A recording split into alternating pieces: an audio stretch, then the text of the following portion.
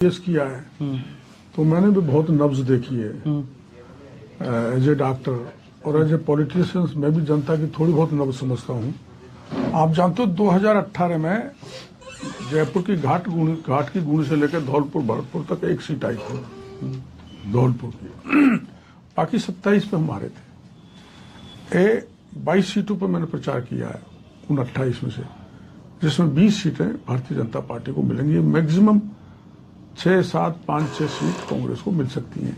जब इतना चित्र पूर्वी राजस्थान का बदल रहा है तो पूरे राजस्थान की जो स्थिति है वो बीजेपी को 130 प्लस पर पहुंचाएगी, ये मैं बड़ा विश्वास के साथ हूँ। सर आप 130 प्लस तो कह रहे हैं, लेकिन चाहे आपके क्षेत्र की बात करें तो एक कहावत है, हमें तो अपना लूटा गैरों में कहाँ दम था। वो चलता रहता है। पर आप देखो, माननीय मंत्री प्रसादी लाल जी हार रहे हैं, माननीय रमेश जी हार रहे हैं, भजन लाल जी हार रहे हैं, और वो हमारी जाहिदा हार रही है, सुभाष गर्ग हार रहा है।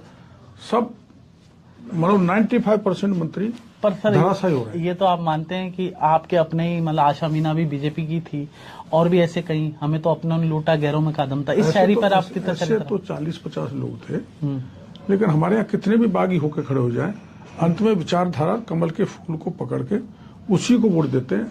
निर्दलियों का कुछ नहीं बनता। आप डॉक्टर हैं तो इन बागियों का इलाज होगा? अब बागियों का तो इलाज अपने आप हो जाएगा जब हार जाएंगे, जब इलाज ही है। क्योंकि आपने बहुत सौ इलाज कर दिए, जमानत जब पेपर लीक वालों का इलाज आपने कर दिया। आपको मैं हाँ, पेपर लीक भी किया, पुजारियों का मामला भी किया, लॉ एंड ऑर्डर का भी किया, अमागढ़ का भी किया, और गणपति प्लाजा में भी गणपति का इलाज सब हुआ। पर जो जमानत जब्त खो बैठेगा बागी तो उसका इलाज तो अपने आप जनता कर देगी। हम तो सबकी जमानत जब्त हो रही है ऑलमोस्ट मेरे एरिया में। आपके एरिया में सबकी जमानत? मेरे क्षेत्र में यही। जो इनके मठाधीश था उसका भी इलाज होगा?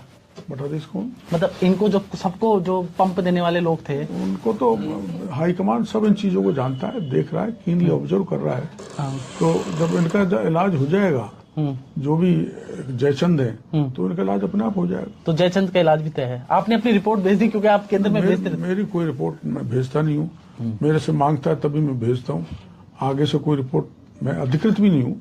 प्रदेश के अध्यक्ष या संगठन मंत्री चंद्रशेखर जी अधिकृत हैं। आपके क्षेत्र की तो भेजी होगी सर, आशा मीना चुनाव लड़ी? नहीं, वो तो उसको बहुत कहा गया केंद्रीय नेतृत्व के बड़े बड़े लोगों द्वारा, लेकिन वो नहीं बैठी क्योंकि उनके पीछे बड़ी फोर्सेज थी। फोर्स कौन सी बड़ी? अब वो नाम बताना ठीक है। वो फोर्स थी या कोई और? वो फोर्स तो हो ही नहीं सकती, लेकिन वो सब थी जिनके खिलाफ मैं 5 साल तक लड़ा हूँ।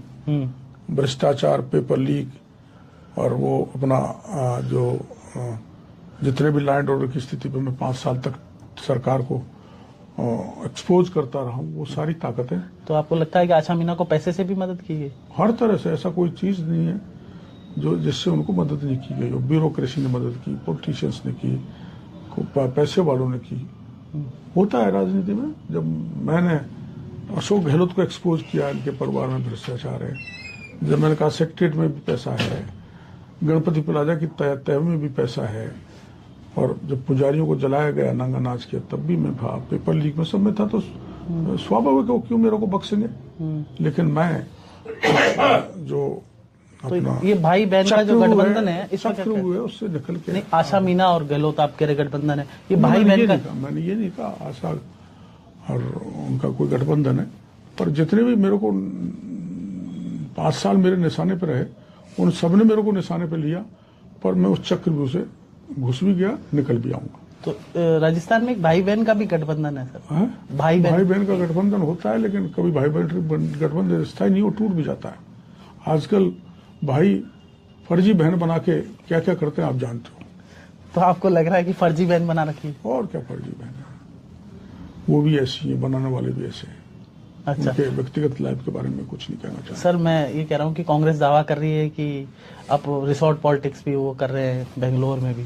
हाँ, ये तैयारी गहलोत साहब ने कर ली है। उनको गलतफहमी है, अति विश्वास है, और कॉन्फ्रेंस में जो गवर्नर से भी मिल आए और कह आए कि मेरा राज आ रहा है, तो वो इसके आदी रहे हैं रिसोर्ट पॉलिटिक्स के। जैसल की होटल में ले गए, फेयरमाउंट में ले गए, ट्री हाउस में ले गए जयपुर के में, और अब 2 बड़े रिसोर्ट बेंगलोर में बुक कराए, वहां ले जा रहे हैं। ले जाने दो।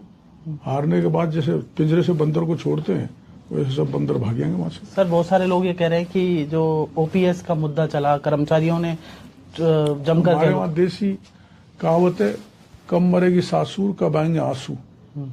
ओपीएस ऐसा है, कब लागू होगा कुछ नहीं है भविष्य में। तो इसलिए जितनी भी रेवड़ियां बांटी चुनाव के नजदीक गहलोत साहब ने, जनता ये कह रही थी हमारे इलाके में कि ये शुरू में क्यों नहीं दिया, अब चुनाव के टाइम पे इसलिए देर एक वोट ले लें तो इनके झांसे में राजस्थान की जनता नहीं आएगी। मेरे को पूरा भरोसा है। सर आपका दावा है कि आपकी सरकार बनने जा रही है, जैसा कि आपने कहा कि सरकार बनने जा रही है, हम तो सर्वे कर रहे हैं, कौन नकार सकता है? आपका दावा है तो सर क्या जो मुद्दे आपने पहले उठाए, युवाओं का बेरोजगारी का मुद्दा उठाया, खुद प्रधानमंत्री जी कह रहे हैं कि पेपर लीक जिसने भी किया है उनको पाताल से निकाल के जेल के सीकचों में भेज देंगे।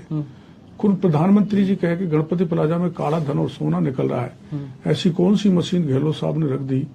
ये वो तो सोना नहीं है जो आलू से बनता है, ये असली सोना काला धन और अधिकारियों का और नेताओं का है जो 5 साल तक राजस्थान को लूटा है। देश के प्रधानमंत्री कह रहे हैं, वो तो प्रधानमंत्री को पनौती कह रहे हैं राहुल गांधी। तो वो उनका ओछापन है, कभी नाले का कीड़ा कहते हैं, कभी मौत का सौदागर कहते हैं। उनके स्वभाव में है कि देश के प्रतिष्ठावान प्रधानमंत्री को अब्यूज करना उनकी आदत में पड़ गया है। सर आपके समर्थक ये जानना चाहते हैं कि करोड़ीलाल मीणा क्या सत्ता में आने के बाद भी वही रहेंगे, धरातल पे रहेंगे, लोगों की आवाज उठाते रहेंगे क्या? हमारे यहाँ कोई व्यक्ति का समर्थन नहीं होता।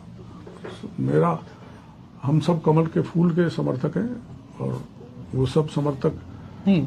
मान लीजिए आपकी लीडरशिप भी गलत कर रही है तो आप आवाज उठाएंगे?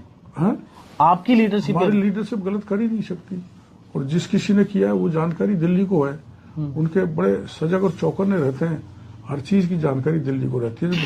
देश के प्रधानमंत्री को ये जानकारी हो जाती है कि डॉक्टर करोड़ीलाल पुजारी की डेड बॉडी को महुआ से लेकर मुख्यमंत्री के दरवाजे पर ले जाकर रख दिया और न्याय दिला दिया, तो कौन सी जानकारी मोदी जी को नहीं होगी? आप कह रहे हैं आप डॉक्टर है, लोग कहते हैं कि जो प्रधानमंत्री नरेंद्र मोदी वो बड़े डॉक्टर हैं, वो भी इलाज कर देते हैं। हाँ, उनसे बड़ा कोई डॉक्टर देश में दुनिया में ही नहीं है। उन्होंने बाइडेन का सबसे सैल्यूट ठुकवा लिया यहाँ के G20 में। मोदी है, देश के राष्ट्राध्यक्ष उनके पैर छू रहे हैं, तो उससे बड़ा कोई है क्या? तो यहाँ तो कुछ नेता सैल्यूट ठोक रहे नहीं है, बागी लड़ लिए। कौन? जो नेता बागी लड़ लिए वो सैल्यूट तो ठोक नहीं रहे। उनको पद की लालसा है, उनको विचारधारा से कोई लेना देना नहीं है। जो विचारधारा से जुड़ा हुआ है वो दाएं में नहीं हो सकता। जो डिरेल हो गए हैं उनको भुगतना पड़ेगा। तो आपको लगता है भुगतेंगे वो? स्वाभाविक भुगतेंगे, जमानत जब्त होंगी और फिर गलियों में घूमेंगे रोते हुए, इलाज भी कोई नहीं पूछेगा। इलाज तो जमानत जब्त हो गई तभी इलाज हो जाएगा। तो आपने तो कहा मोदी जी बड़ा इलाज कर देते हैं। मोदी जी अब उसमें ज्यादा मत बोलवाओ, अपने आप दिख रहा है कि किसका इलाज हो रहा है। तो ये थे हमारे साथ डॉक्टर करोड़ीलाल मीणा जिन्होंने खास बातचीत की, जिनका साफ तौर पे कहना था कि बागी है, उनकी जमानत जब्त होगी और भारतीय जनता पार्टी प्रचंड बहुमत से राजस्थान में सत्ता बनाएगी।